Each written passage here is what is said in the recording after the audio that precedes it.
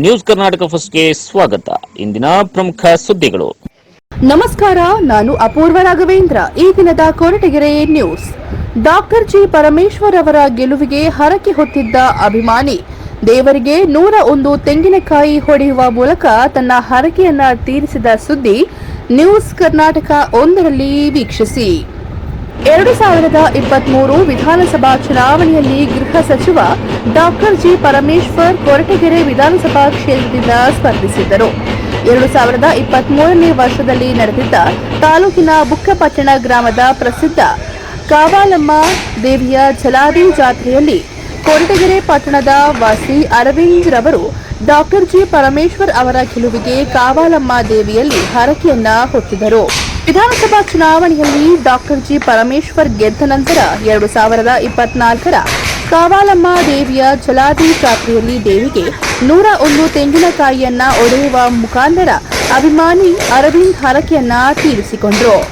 ಈ ಸಂದರ್ಭದಲ್ಲಿ ರವಿಕುಮಾರ್, ಕಾಂತರಾಜು, ಸುರೇಶ್, ಮಂಜುನಾಥ, ದರ್ಶನ್, ಅಭಿಲಾಷ್ ಸೇರಿದಂತೆ ಇನ್ನಿತರರು ಹಾಜರಿದ್ದರು.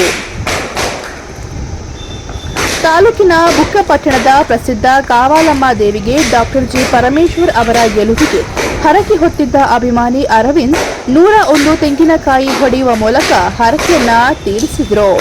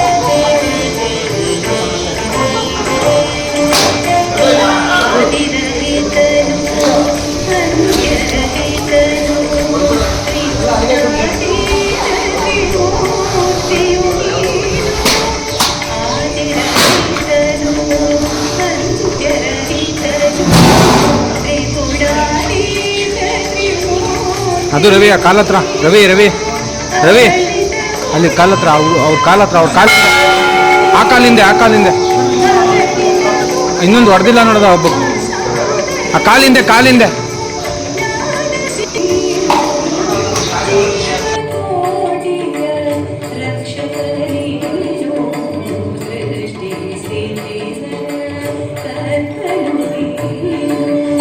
ನ್ಯೂಸ್ ಕರ್ನಾಟಕ 1 ವರದಿ ಮುತ್ತುರಾಜ್, ಕೊರಟಗೆರೆ.